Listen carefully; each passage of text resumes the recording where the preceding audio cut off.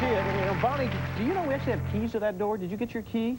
No. Yeah, it's checking out there. Yeah, I can have to give you a key so you can get door. in at night and if you come in late and all that stuff. Okay, that would be a good thing. Okay, Thank you very much. You know, a picnic, a day at the beach, or a lazy day by the pool is a mini vacation for the entire family.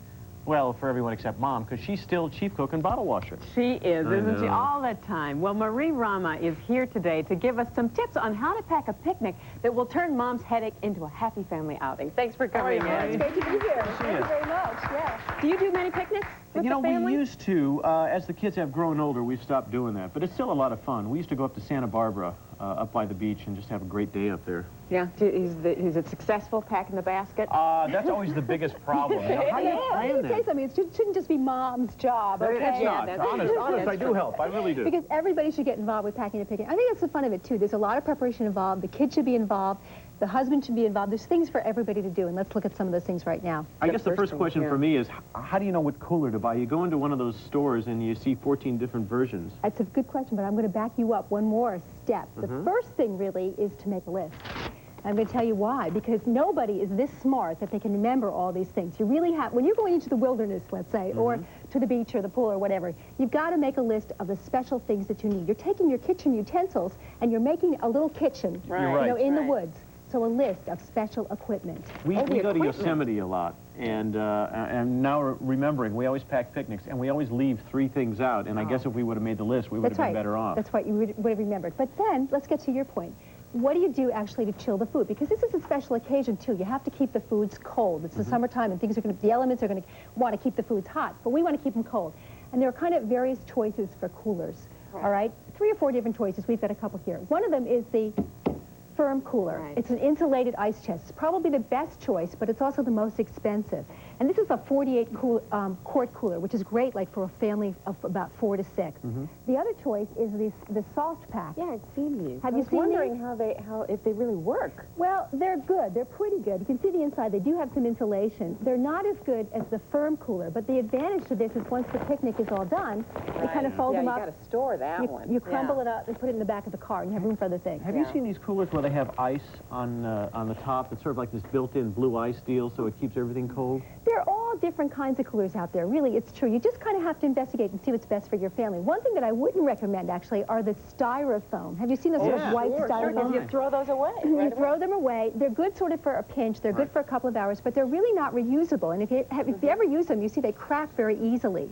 So you don't want to be at the beach or the park and have sort of your food falling out or your ice pouring out the sides because you've gotten the wrong cooler. The one advantage to them is they're very inexpensive. So for a couple of hours and then to toss them out, that's fine. Are you supposed to chill these things before you Yes, you're supposed to chill them. I was going to get to that. How do you do that? Very good. If you've got a very big freezer, then you can stick the whole chest right into the freezer. But if that doesn't work, what you can do is take a couple of bags of ice and just put them right into the center and close it up and get it good and cold. And it takes about a couple of hours to do that. And then remove the ice.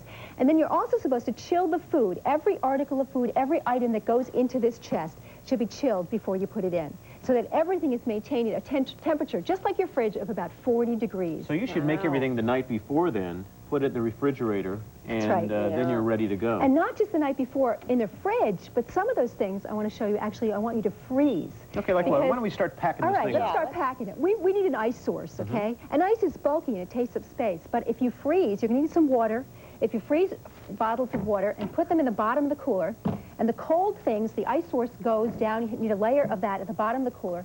Cans of juices, too, so that when you get to the picnic site, you can take the juice out and make up. And then use the water and then use the water during the course of the day. A lot of people don't remember to bring water, and you really have to do that because when you get to the picnic site, it's good to have a source of water. Also, these are great, too. These gels that are reusable, these can go in, freeze them, and then you can use them again, save them. Now, on top of that, this is the heaviest part goes on the bottom. On top of that are other heavy things that are plastic in good, firm containers. Like I've got a rice salad in here that I put into a plastic container, and I want to cover. I want to talk a little bit about the food, too.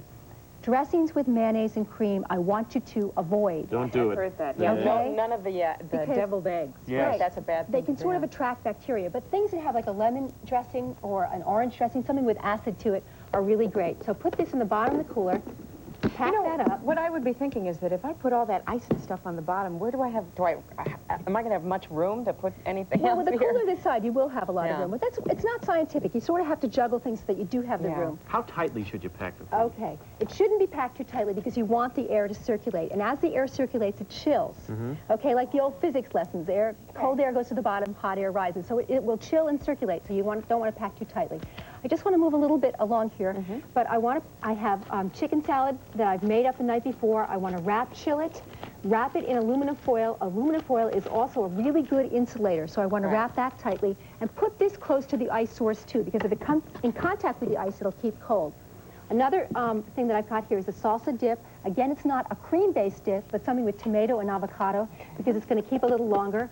I've also got lots of finger foods at a picnic. You notice I've got sandwiches, I've got crudités for my kids, for my husband, for myself to snack on that are really healthy. Put them in a plastic bag so they don't get wet, and cut them up before you get to the picnic site. You know, Marie, another thing that I do, and this is probably a major faux pas, as they say, I take ice and sort of throw it over on the top. Is that a good thing or a bad thing? It's not a major faux pas. It's a good thing to do. Actually, ice cubes, instead of a block of ice, sort of, again, keeps the food all in contact with the cold. So at this point, I have a layer of food, and I might just throw over a layer of ice. The one thing about the ice is that it melts.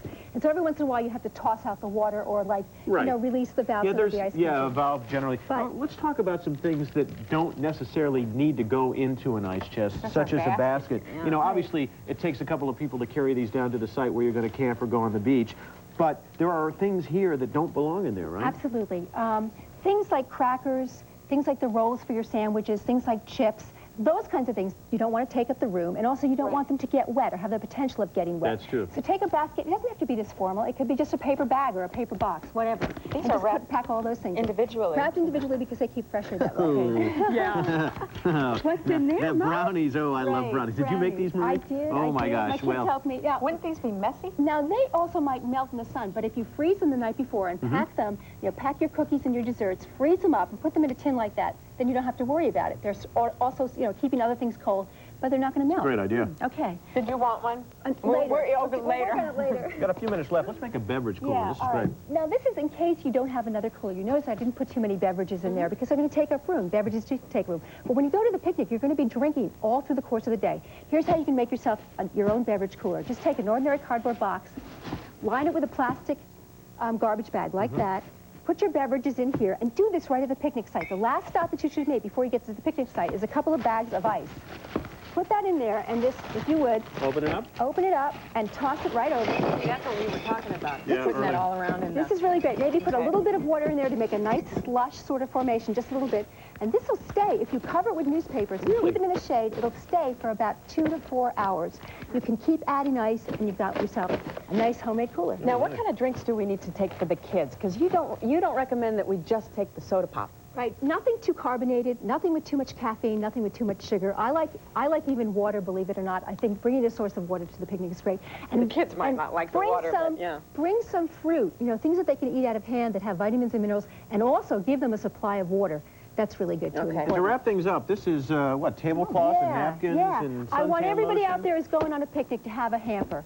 Somewhere in their basement, just something like this, like a plastic container, that they can put the things that just are for a picnic. Handy wipes, a tablecloth, suntan lotion is really important, a first aid kit, we've got one back down here, matches, we've got plastic plates. Insect repellent. Insect repellent, aluminum foil, and cups. Is there one thing that if we forget it, we're in big trouble disaster-wise? Well, I think water. I mean, I think you're going to go, you know, thing. you use it to clean up, you use it to refresh yourself. I think that's what you really need. I just want to show you one more thing. What's that, quick? Yeah, ground covers. Blanket is best for the beach. For the beach, or if you're camping, somewhere to kind of lay it out so you can have a picnic. That's right, a plastic table cover for if you've got a table. And my favorite, my personal favorite, is like an old-fashioned quilt maybe your grandmother gave you. Oh, that's nice. You set it out and it says, picnic is ready to go. A wealth of information. That was great. Ready. If you want more information on Marie's packing tips, it's all going to be in our newsletter. We'll tell you how to get that a little bit later. Coming up next, you're in the kitchen making a sinfully good dessert. I can't wait. Stay with us.